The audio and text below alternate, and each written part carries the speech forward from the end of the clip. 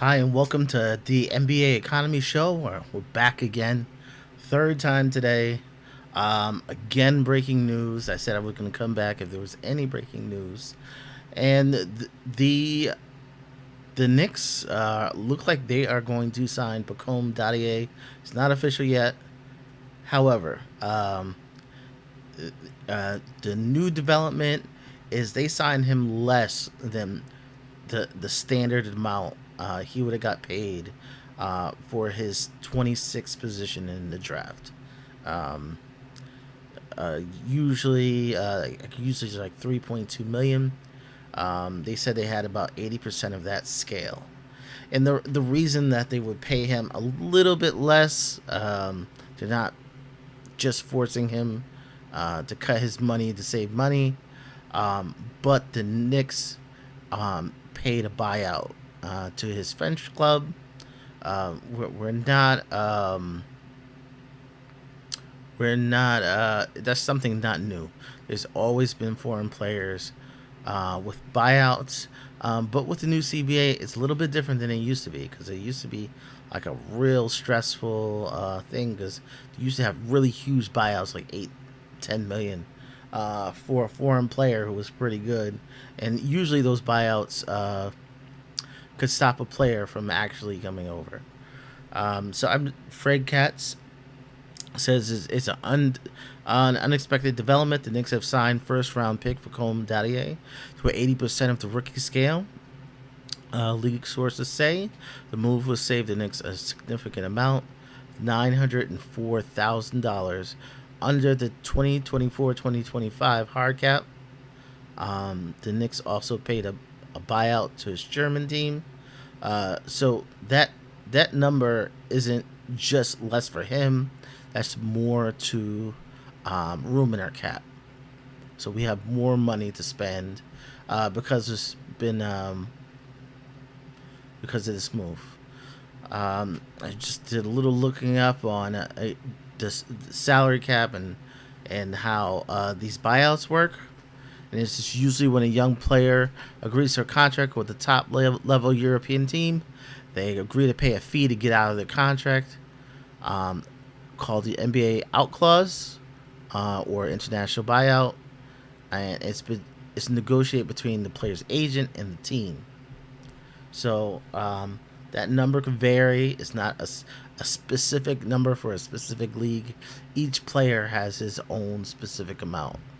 Um, they don't even necessarily say the amount his buyout was.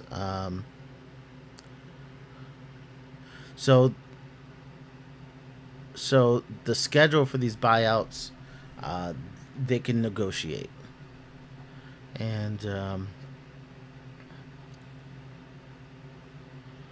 so the player isn't on his own to buy out with his new money, his his uh his contract. The team can help him, and the NBA was always getting screwed on this, so they kind of put in new rules. So if you put in new rules and new limits, these international teams wouldn't keep trying to take advantage of the NBA.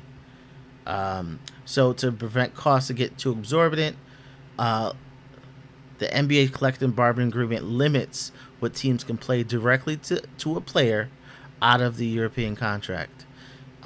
For the this draft, the limit is $750,000. So that's the most the Knicks could give toward that contract this year, and it increases by $25,000 each season in the CBA. So next year, it's going to be 775,000 is the most. It doesn't affect the salary cap. So yes, so the Knicks are giving this money out of their pocket. They're not taking it out of the cap, but since they paid it out and they reduced the salary, that helps our cap. Um, so so his contract is now officially terminated. So he's no longer uh, their property. The Knicks can sign him.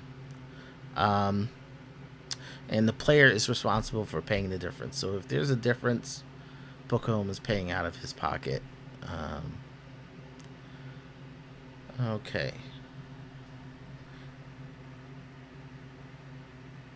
Okay. So yeah, so the Knicks are all set with that. We can just look at some of the things with Pacome Dadiet. He's an interesting prospect. Um, a lot of people when they're looking at a lot of these, when you just look at stats online, you're going to see his Euro Cup numbers, and it's 6.4 points per game, 1.6 rebounds per game, zero point 0.3 assists. Not not impressive.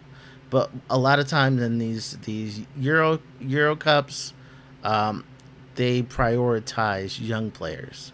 I'm sorry, prioritize experienced players. So you're not going to go in. They're not going to give you a bunch of shots. That's for the vets. You're coming in and you're going to play a role. Um, he's some places they list him 6'7", 6'8", 6'9". He's 18 years old. He'll be 19 in a few weeks. So he can actually still be growing. So, that's a nice thing for the Knicks. The Knicks usually get older players could play right away. I don't expect him to play right away. He's a potential 3-and-D player. And the numbers you really need to pay attention is the 22 matches for the under 21 team. So, players around his age, 17 3 points a game, 5.2 rebounds, and 1.7 assists a game. So he's shown a lot of potential there. So that's what we should be paying attention to, not his lower Euro Cup numbers. So where does that put us at? And I'm just gonna give you our updated kind of map to the off season. So yeah, so that puts us. We have the $16.9 million remaining space. I'm not sure if that includes the money we save on Pacome Dadiet, but we will soon find out. I do have him in here as deep bench. I really don't expect him to be playing a lot his rookie year, unless there's an injury and he really impresses. I really don't think he's going to be a rotation player. Um, just they may just break him out, garbage time, and then also send him to Westchester. Um, Hopefully they're on deuce time where they're kind of playing both, coming to practice and playing in Westchester, and being on the Knicks bench and learning. So yes, so that is our latest news. So it looks like the Knicks are getting their ducks in a row. Start signing players. We'll see what's going to happen with the trade. If there's any trades to happen, I will keep. If there's breaking news, I'll keep you updated. So you guys have a great day, and it's a good development. We save a little money. We sign our first round draft pick. He's not going back overseas. He is playing here.